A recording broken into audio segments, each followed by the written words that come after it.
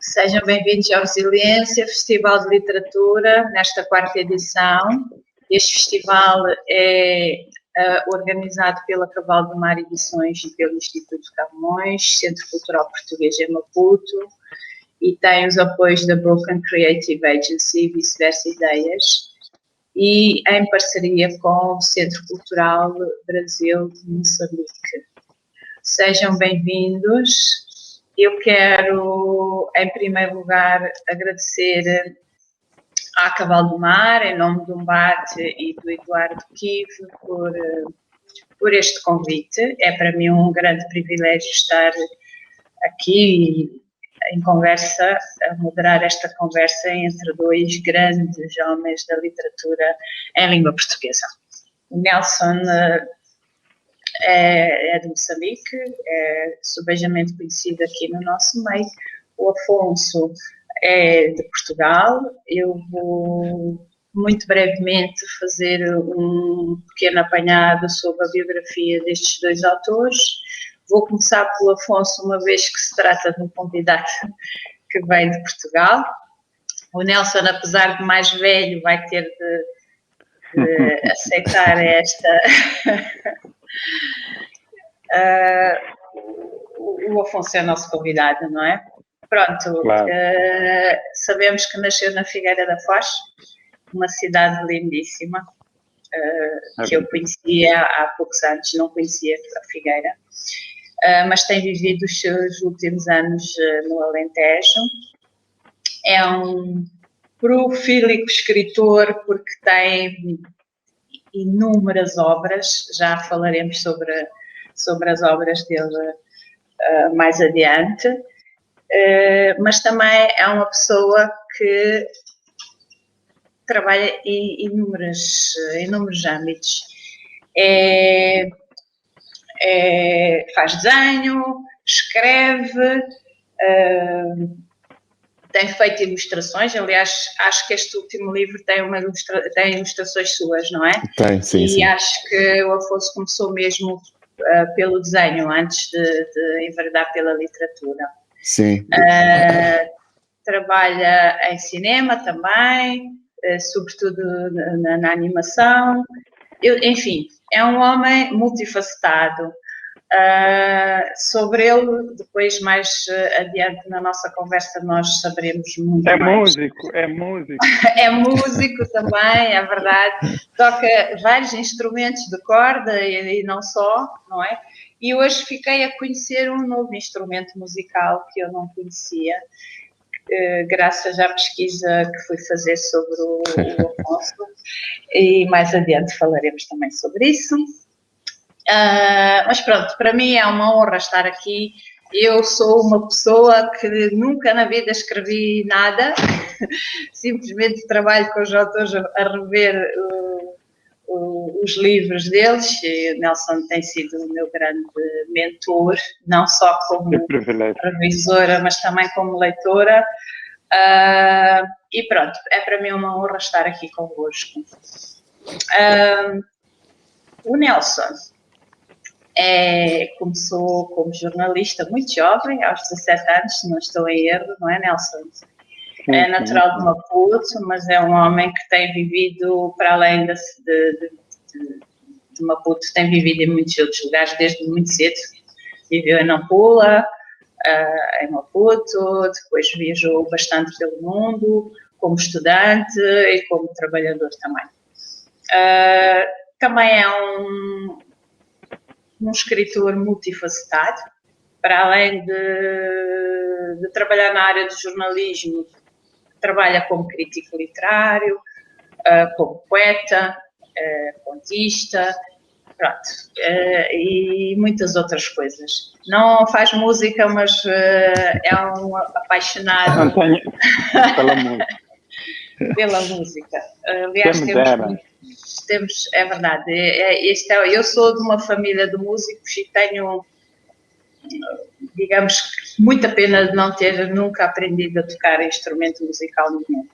E também não canto, não é? Bom, mas encanta. Obrigada, Nelson, pela tua simpatia. Vamos então à nossa conversa. Eu vou, à semelhança do princípio desta apresentação, eu vou começar pelo Afonso, que é o nosso convidado que vem de fora. Afonso, eu começaria por falar nos títulos das suas obras. Acho que os títulos das obras do Afonso são em si mesmos uma estratégia de marketing. São títulos extremamente curiosos. Para onde vão os guarda-chuvas? Nem todas as baleias voam. Mas um dos títulos que eu mais gostei foi Jesus Cristo Dia Cerveja, porque é uma das minhas bebidas preferidas. O pintor debaixo de lava-louças, por aí fora. Afonso, de onde vem essa inspiração? Eu vou pedir-vos desculpas, vou começar por aqui, porque não quero fugir ao tema da nossa resiliência, que é ainda há histórias por escrever, mas vamos por aí. Bom dia e muito obrigado pelo convite.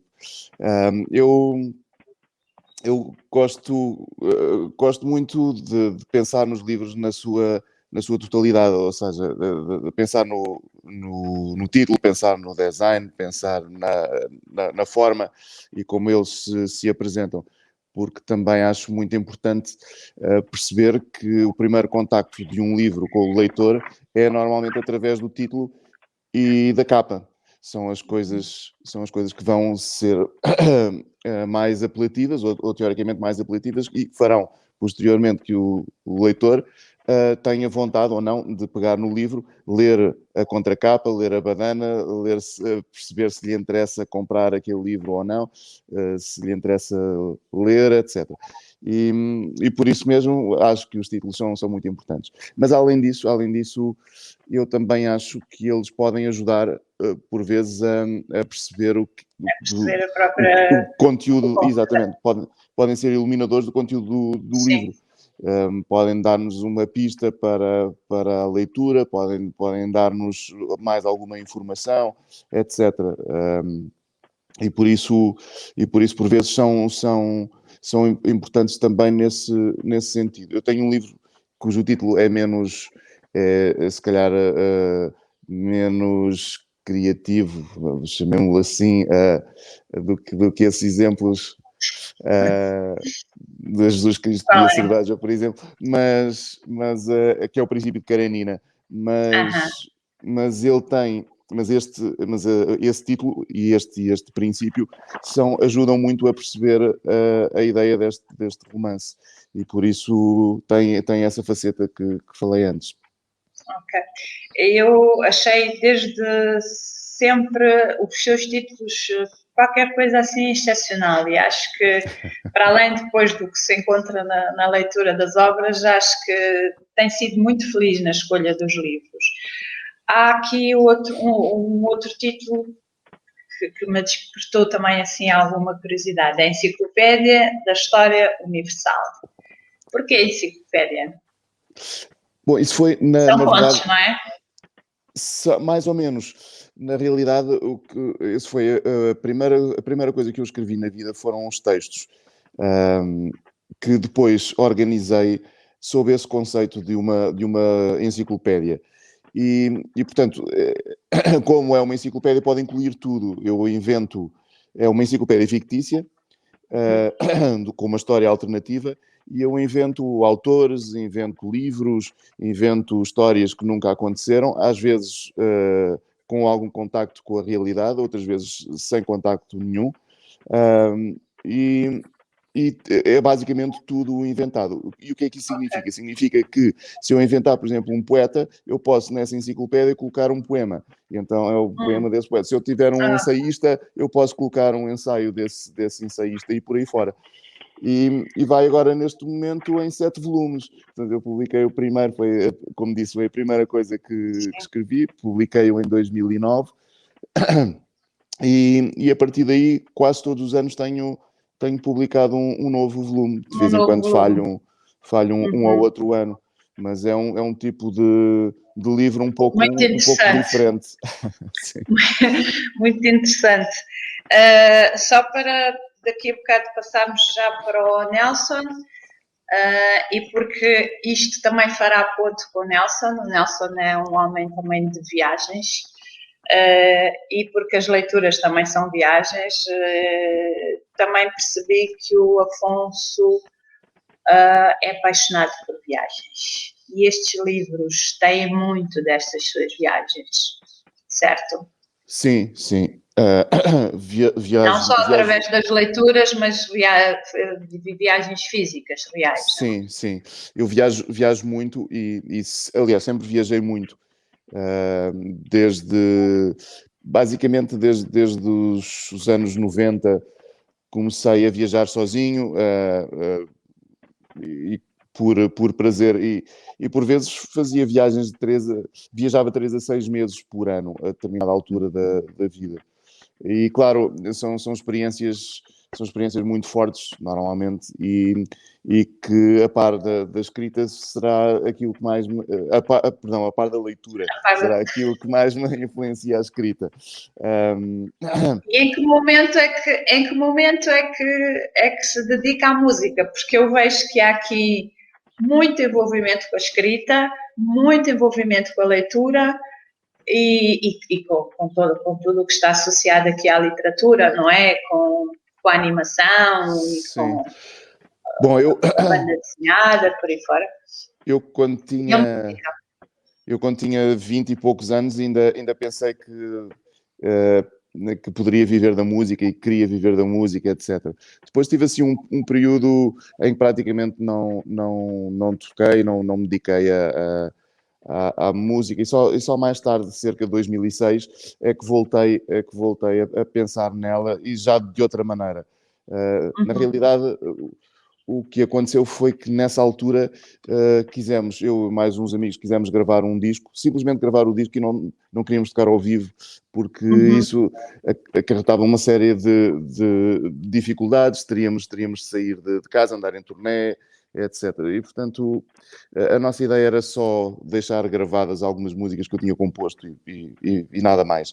Acontece que quando começámos a gravar, percebemos que, especialmente com a entrada da vocalista, da Mariana, percebemos que tínhamos ali alguns temas com mais qualidade do que imaginávamos inicialmente, que era só uma brincadeira. E então começámos a tocar ao vivo. E entretanto gravámos 3 discos, mas os últimos anos estamos um pouco parados. Estamos há 4 anos a gravar o 4º disco, portanto isto diz tudo. Mas ultimamente dedico-me de facto menos à música, mas é sempre um prazer muito grande, porque como expressão artística é muito catártica, e portanto é quase o oposto da escrita. Eu posso interromper a escrita e pego no ukulele ou na guitarra e toco qualquer coisa, e há ali um momento de catarse ou de satisfação emocional. Satisfação, muito grande. Não é? Prazer. Sim. Muito bem, obrigada, Afonso. Nelson, estamos a falar da música, mas depois voltaremos à música. Vamos falar do teu trabalho. Eu conheço como um escritor muito, muito ativo, não só em termos de produção literária, mas também em termos de crítica literária, e és também um grande repórter, não é? Um homem que se dedica essencialmente a registar as memórias, não só as passadas, mas tudo aquilo que vai acontecendo à sua volta todos os dias. Tens estado um bocadinho afastado de Maputo, e nos últimos tempos não tenho visto grande atividade tua nos nossos jornais, mas eu sei que isso é simplesmente aparente, porque, além de tudo, o trabalho de escrita, de produção artística, é um trabalho de solidão, não é? É um trabalho solitário. Solidão, não sei bem, mas é um trabalho solitário. O que é que tens feito, Nelson? Bom, este ano não tenho feito nada. Mas tenho 2 volumes Eu acabei de publicar um livro em dezembro, aliás, tu estiveste no lançamento. Tenho aqui à minha frente, Planisfério Moçambicano. Eu tenho já prontos 2 volumosos livros, que são 2 diários, um de 2017 e outro de 2020. Portanto, não é propriamente o de 20, não é propriamente um diário pandémico, tendo sido um ano da pandemia, mas é um diário que registra as minhas leituras, as músicas que ouvi, a minha vida literária, né? O meu diálogo com os autores, o que foi acontecendo, etc. Claro que apanha por tabela aquilo que são os reflexos de um ano difícil como foi 2020. E, inclusivamente, com a morte de alguns amigos escritores, o primeiro dos quais, o Luís Púrpura, não é? No início de terceiro, quarto mês de 2020. Praticamente sim. Praticamente sim. E, portanto, tenho esse volume pronto. Tinha um outro de 2017. Em 2017, quando fiz 50 anos, quis registrar o ano também com um diário. Mas esse já é mais memorialístico, digamos, que é um diário onde eu lembro os encontros que tive, os escritores que conheci, as viagens que fiz. Portanto, é uma cartografia um pouco da minha vida, mas através da vida dos outros. Aliás, como tu bem sabes, o que eu tentei fazer até hoje foi uma espécie de resgate da memória. Eu sou muito influenciado por um destino que foi o facto de ter conhecido muito jovem alguns dos escritores fundadores da nossa literatura, nomeadamente Noémia de Souza, José Craveirinha, Rui Nogar, Rui Knopfler, digamos, esses grandes autores que fundaram a nossa literatura. Eu tive um encontro muito cedo com eles. Aliás, o Saramago tem-se apercebido disso num encontro em Lisboa em 89, já lá vão 30 e tal anos. Disse-me o seguinte: você está a conviver com os seus antepassados literários. É como se eu estivesse a falar, é como se eu estivesse a conviver, dizia-me ele, com os escritores de 5 séculos, bem, sendo Portugal um país com 8 séculos, não sei, deve ter mais agora, na altura. E, portanto, esse privilégio que eu tive, eu tornei-me nos últimos anos, muitos anos, o leitor de um escritor argentino, Alberto Angel, e o que eu percebo é que ele foi marcado pelo convívio que teve com Borges, com Jorge Luís Borges. Eu sinto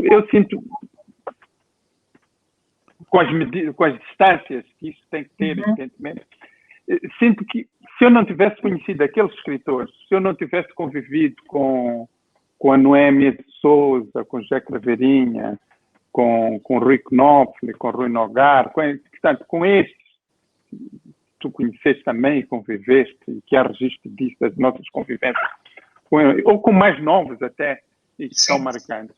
Eu não teria escrito o que escrevi, não é? Não teria sido o que fui ou o que sou. E, portanto, eu continuo neste registro, quer a nível da prosa, quer a nível da poesia, numa escrita, digamos, muito, se calhar, não uns géneros marcados, tentando sempre pensar o presente, tendo em conta que a memória é muito importante. Muito bem. Para não fugirmos aqui ao tema da nossa conversa, que no fundo tem que ver com a possibilidade de haver sempre motivos ou temas para contar. O que é que tu pensas sobre o futuro da narrativa? Estamos a falar de histórias, não é? Sim. De histórias que nós possamos contar.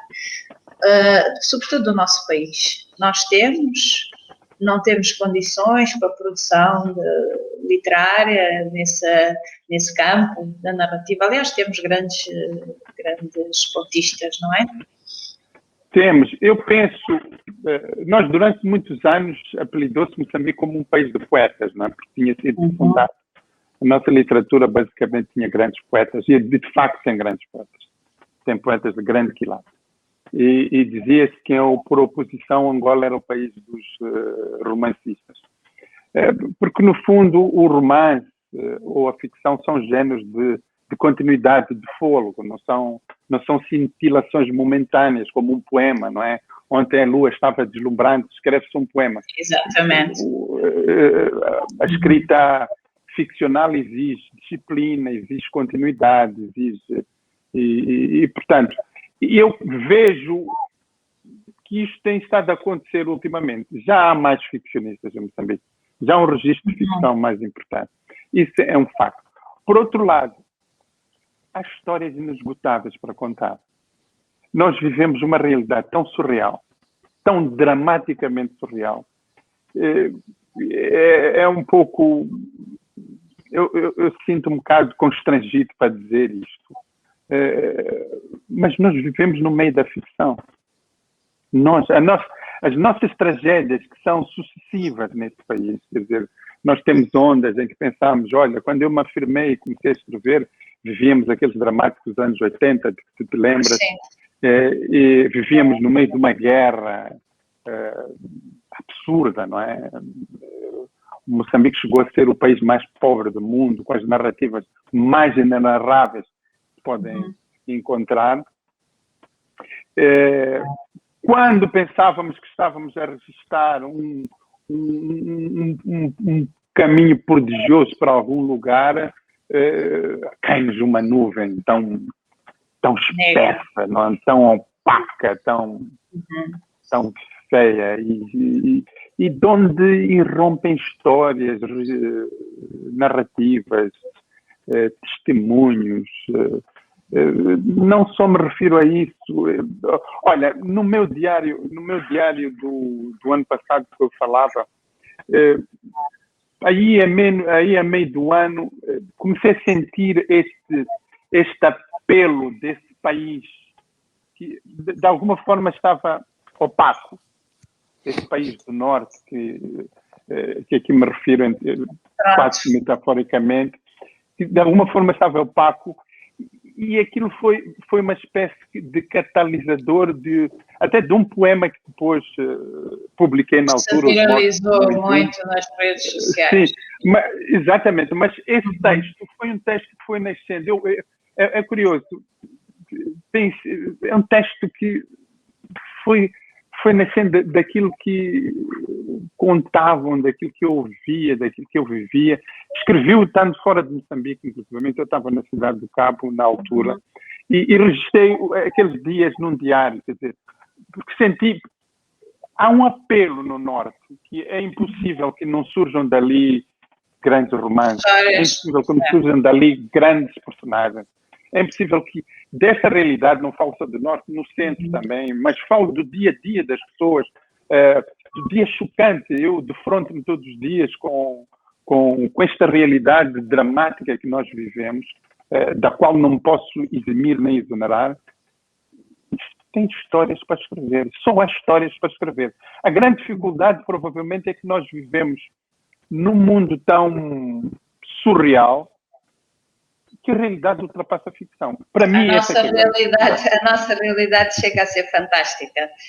É verdade. Fantástico. O realismo mágico, aquilo que os escritores que nós líamos, aqui tem alguns deles, os do boom latino-americano, que estão mesmo aqui perto, muitos deles, aquilo que descreviam daquilo que era a América Latina, basicamente. Exatamente. Boom, não é?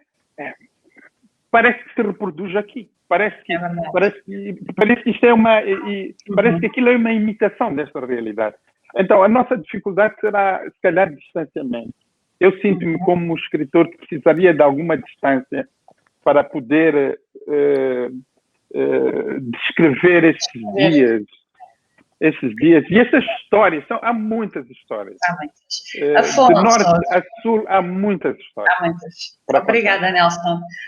Afonso, histórias para contar não lhe faltam, com certeza. Acho que as histórias do Afonso atravessam este universo fantástico muitas vezes, não é? Eu não li o seu último livro, mas ouvi uma entrevista a falar sobre ele, e este livro, é um romance, não é? O Vício dos Livros. Não, é não ficção. Não. São uma coletânea, digamos assim, ou uma reunião de histórias sobre histórias e textos, alguns mais próximos do ensaio, outros mais próximos do testemunho pessoal, sobre a importância dos livros, da leitura, da literatura nas nossas vidas, como as suas consequências, como nos transformam ou não, ou pelo contrário, ou melhor, como nos transformam positivamente, mas também eventualmente negativamente. Muito bem.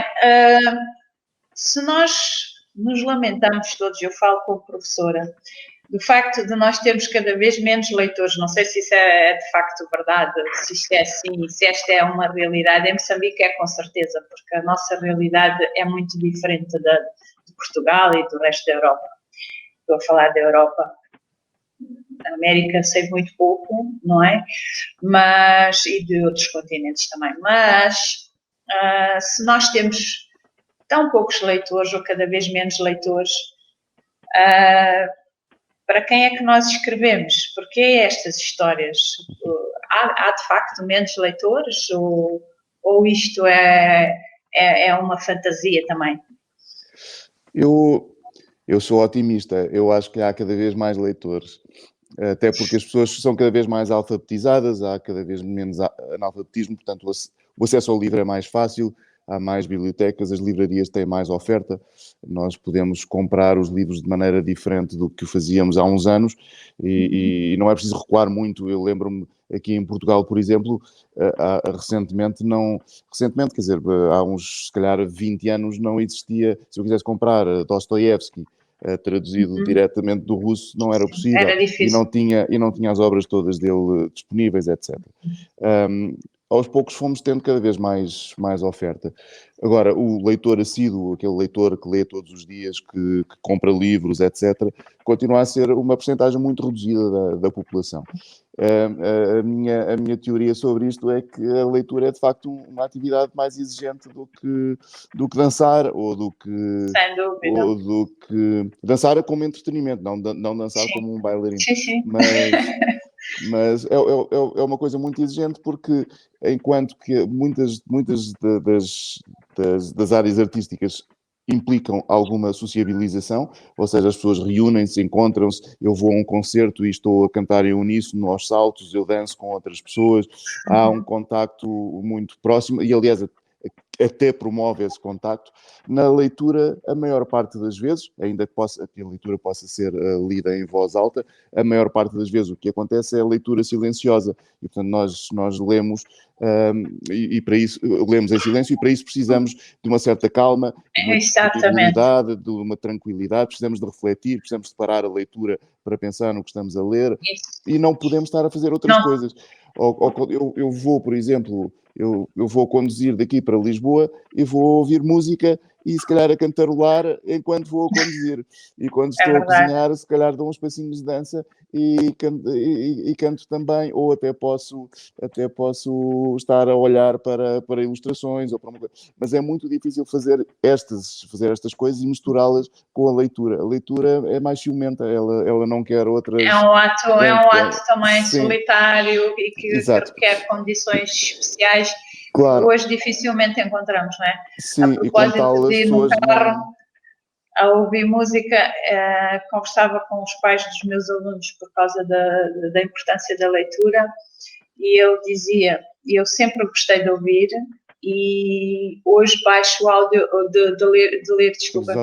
E hoje baixo audiolivros e quando vou no carro eu ouço as obras que eu não posso, não tenho tempo para ler, dizia ele, mas pelo menos eu ouço, não é? Sim, eu também já fiz isso. Eu também já fiz isso. Eu sinto aí só a falta de, por vezes, não me consigo concentrar o suficiente. Exato. E perco trechos. Eu acho.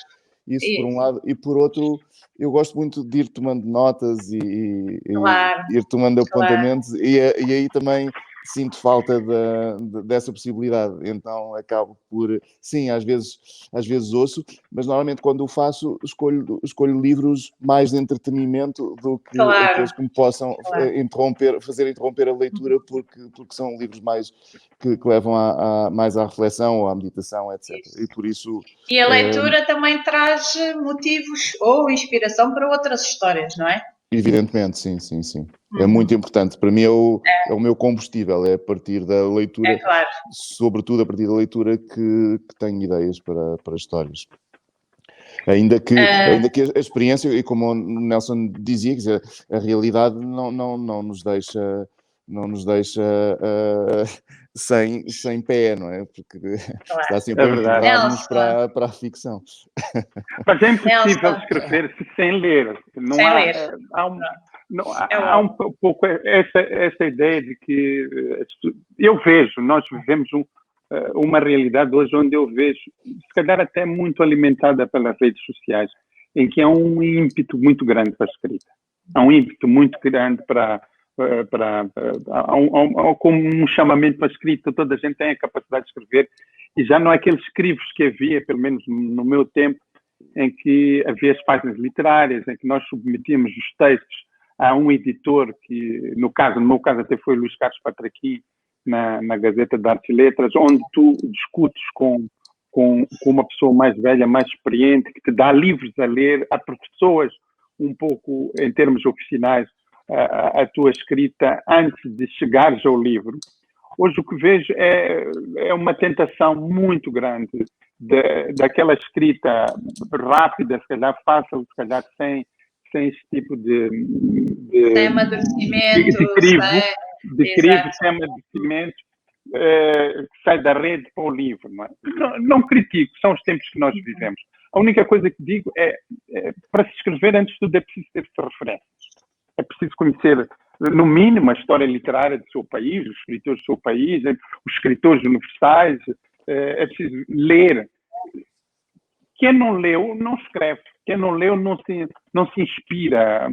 A leitura é o instrumento mais importante do escritor. Eu não consigo encontrar um escritor que não tenha lido. Aliás, eu creio que os grandes escritores são grandes leitores. Sem dúvida. E os grandes escritores sempre foram grandes leitores, sempre se impuseram. O que é de mais temível nisto é essa capacidade que os escritores têm de superar épocas e obras. O Afonso falava de Dostoiévski, que é um grande autor russo. Mas já grandes autores americanos. Eu lembrei-me de repente agora de uma história que o Garcia Marques conta num livro de crônicas e contos, que ele está em Paris e vê do outro lado o Hemingway e o cumprimenta com receio de atravessar a estrada, cumprimenta de longe, mestre, e o Hemingway, adeus. Ora, era uma figura intimidante para o Gabriel Garcia Marques. Mas o Gabriel Garcia Marques também se tornou um grande escritor. Não é? E essa história ocorre aí em meados dos anos 50. E eu estou dizendo, de frente com isso, é preciso ler, mas é preciso ler e depois ter o sonho de ultrapassar, o sonho de fazer outras histórias, mas sem ler, sem conhecer os grandes mestres, sem conhecer a nossa tradição literária, sem conhecer aquilo que os outros fazem, duvido que a gente possa escrever. Duvido que a gente possa... Esse é um ponto. Agora, há um outro ponto ligado à leitura, se me permites, que a mim me preocupa muito num país e nas circunstâncias que nós vivemos, que é o facto dos livros não chegarem. Que é o facto de nós escrevermos, mas os livros não chegarem fora do perímetro das grandes cidades ou fora do perímetro de Maputo, porque não há política de leitura, porque não há política de distribuição, porque o Estado acha que isto não é importante. Mas eu acho que é importante. Não se pode criar uma geração de acéfalos, de tecnocratas que não leem livros, quando digo livros, que não leem literatura, que não leem poesia, contos, romances. Não se pode... É impossível teres uma sociedade onde a cultura não seja o seu substrato. E isto, para mim, é uma grande preocupação, porque, por exemplo, estamos a falar agora neste encontro, que é animado pela Cavalo do Mar. Chocou-me, e eu escrevi isto no meu diário de 2017, ver edições de um bar de 200 exemplares. 200 exemplares. 200 exemplares num país como este, quer dizer, é um país que está sedento.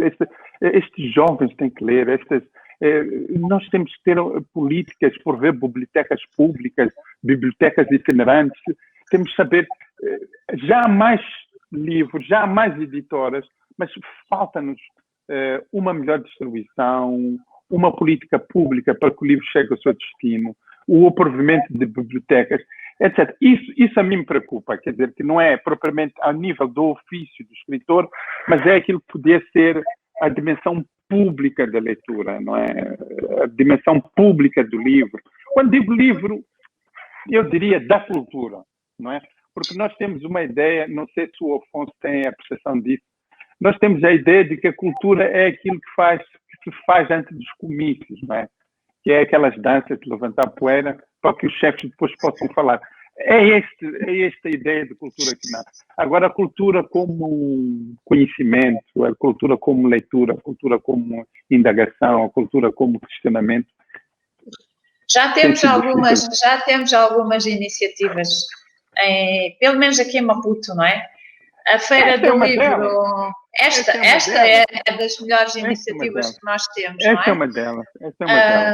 Mas já temos uma Feira do Livro organizada pelo município de Maputo, que normalmente envolve a presença de autores, de editoras, várias, e de conversas como estas, mas acho que falta também ainda muita... Mas falta-nos uma dimensão pública. Sem dúvida. Uma política de leitura como Portugal tem, ler mais, ler melhor, Exato. que faz parte do Plano Nacional de Leitura, não é?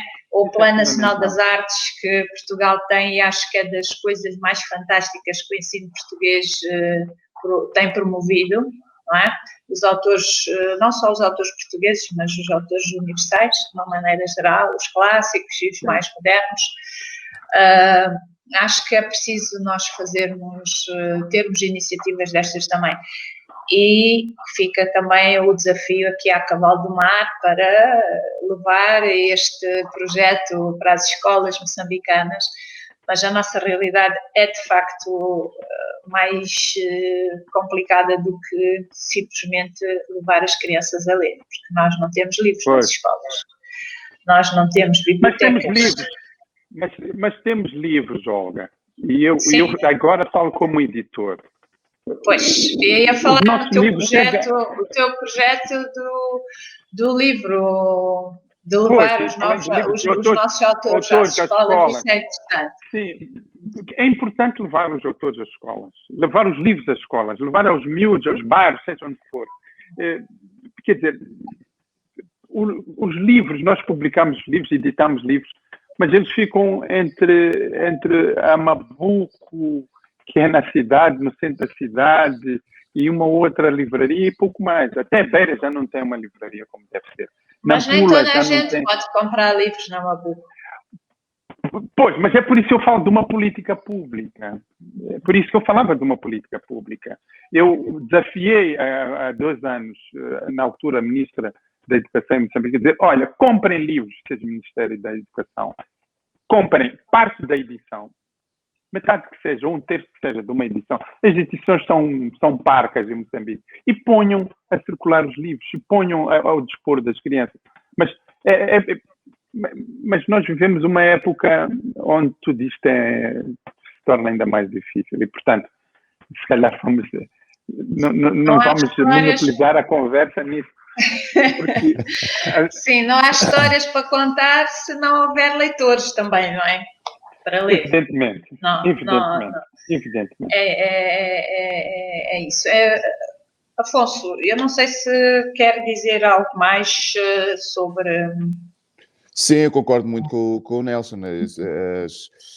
Tem de haver uma estratégia e tem de ser uma estratégia continuada, porque muitas vezes o que acontece politicamente é que mesmo que haja um governo um pouco mais empenhado em criá-la e criar as condições necessárias para que o livro seja distribuído e chegue, de facto, às mãos dos leitores, ou que crie leitores.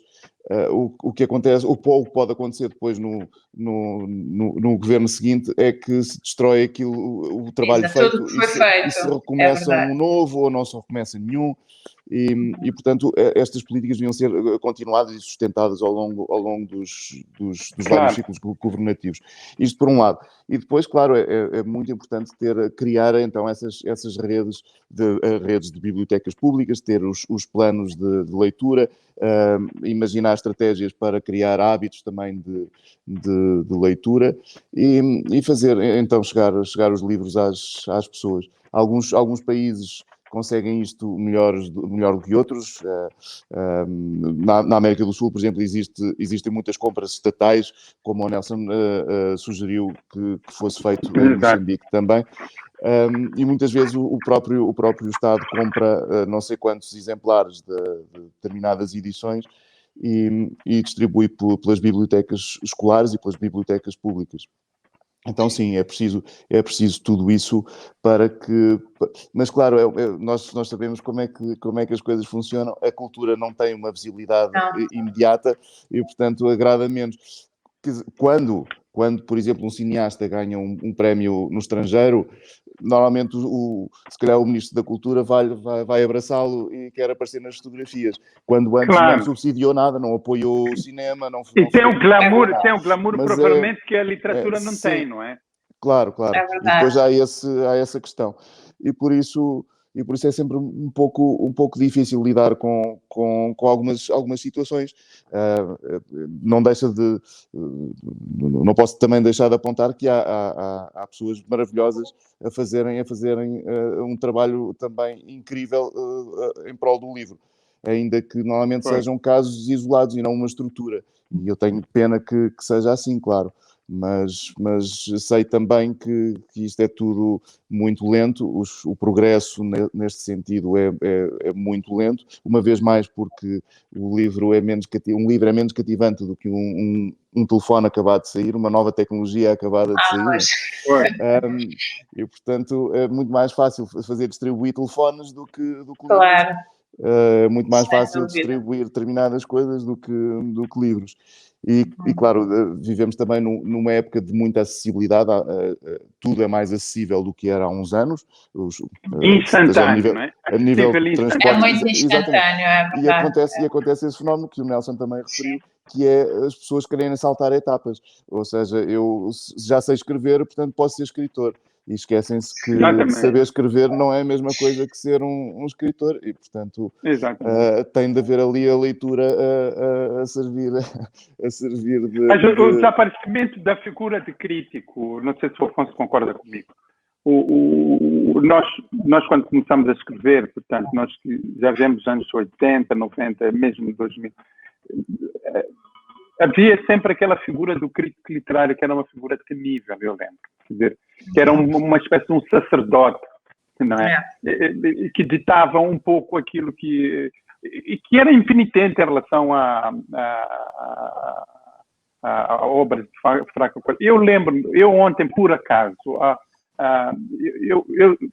isto foi nos anos 90, no Jornal Público, fui crítico durante muitos anos no Jornal Público, e lembro, ontem estava a mexer no computador e a ver coisas antigas, e reli um texto que eu escrevi na altura, muito crítico, acerbo até, em relação ao livro do Pepe Tela, que é O Desejo de Keanu. E Pepe Tela, Prémio Camões, Pepe Tela, autor, digamos... reconhecido, não é? Reconhecido, etc. E era uma crítica acerba. Mas essa é que era a minha função, não é? Função como crítico literário, como... Isso é que tem que ver, quer dizer, defrontamos... E aqui não há... Nós aqui aplaudimos tudo que surge, tudo de bom, genial.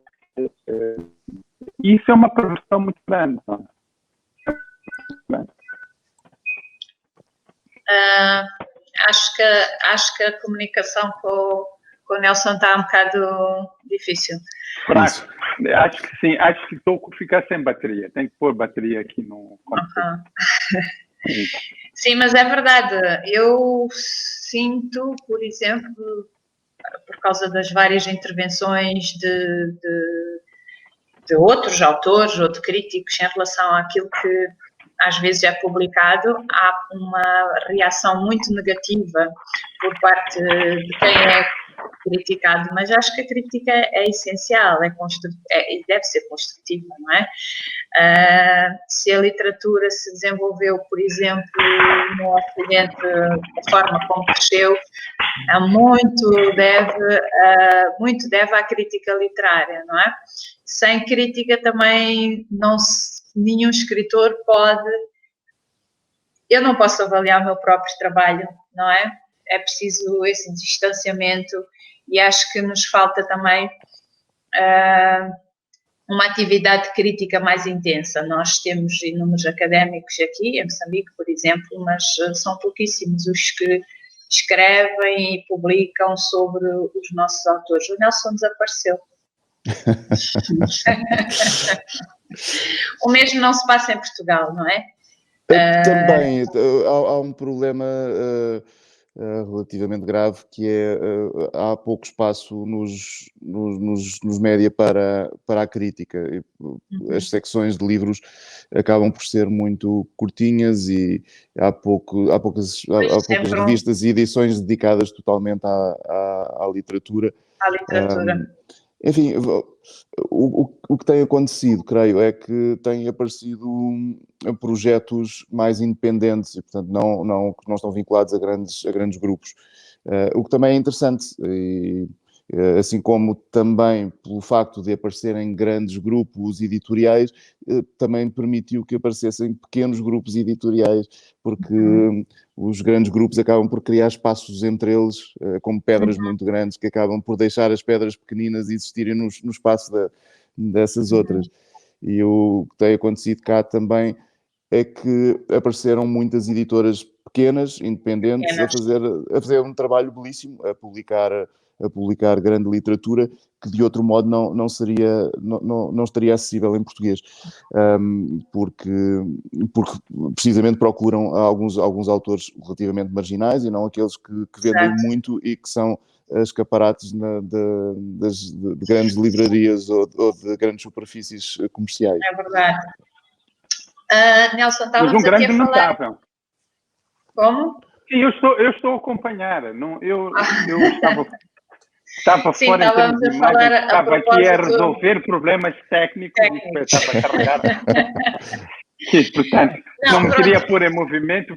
Acho que já não temos muito tempo para conversar. Eu só queria que vocês dois deixassem aqui um conselho para os futuros escritores, sobretudo para estes, porque nós, nos jovens, é que depositamos a nossa confiança para este futuro, não é? E acho que um conselho para que nós tenhamos um terreno fértil para desenvolver a literatura. Estamos aqui a falar sobretudo da narrativa, não é?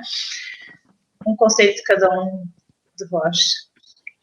Eu não sei, tenho dificuldade de dar conselhos, apesar de ser mais velho. Como disseste no início. Mas olha, essa ideia de contar, essa ideia das histórias de contar, é uma ideia intrínseca do ser humano, quer dizer, desde que o mundo é mundo, desde que a humanidade existe, que nós temos essa necessidade de contar. Aliás, os nossos dias, o dia a dia é permeado por isso. Temos, ao darmos notícias aos amigos, ao darmos notícias à família, nós contamos como se fosse uma história, não é? Todos os dias é isso. Para quem quer escrever, a dificuldade não é saber se há histórias para contar, se há narrativas por escrever. Não, a grande questão não é. A grande questão costuma ser técnica. A grande questão costuma ser, é preciso ler, é preciso saber os segredos do ofício, é preciso fazer a carpintaria do ofício, é preciso fazer este labor limai, como diriam os... Portanto, se há algum conselho que eu possa dar, um escritor não se faz por geração espontânea. Atrás de um escritor há um trabalho enorme, há um trabalho de leitura enorme, há um trabalho de carpintaria enorme, ali o texto não é... O texto não sai por geração espontânea. Não há é momentos em que instantâneo, não é. Nós vivemos há momentos em que nós pensamos muito na questão, nós vivemos muito no improviso, vivemos muito na instantaneidade. A literatura não é o domínio da instantaneidade. A leitura é o domínio do pensar, do imaginar, do elaborado. A leitura, um simples verso que seja é grande elaboração. Provavelmente é toda uma vida de elaboração para chegar a um verso, a um traço de um grande pintor, não é? Perguntaram uma vez o Picasso o que é que significava um simples traço. Atrás daquele traço é um grande trabalho. Está ali o desenhador também. A quem peço que nos deixe também o último conselho antes de encerrarmos esta conversa.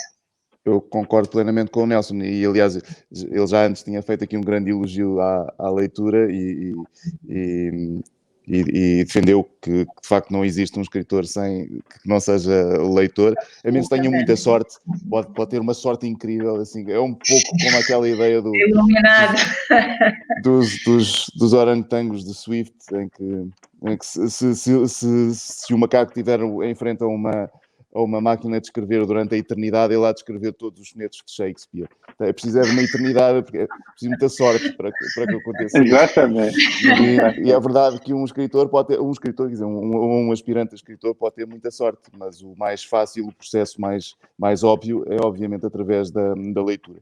E isto serve aos escritores e serve aos leitores também, serve à população de uma maneira geral. Quando nós lemos, nós tornamos melhores intérpretes, não só dos livros, daquilo que lemos, mas também da nossa própria vida e da vida à nossa volta. E, portanto, deixamos de ter narrativas emprestadas que nos colocam em nós para sermos nós próprios... para nós próprios pensarmos sobre elas e podermos duvidar, pô-las em questão e imaginar também uma sociedade melhor e mais justa para o futuro. E, portanto, a leitura é essencial para estas coisas todas. É fundamental.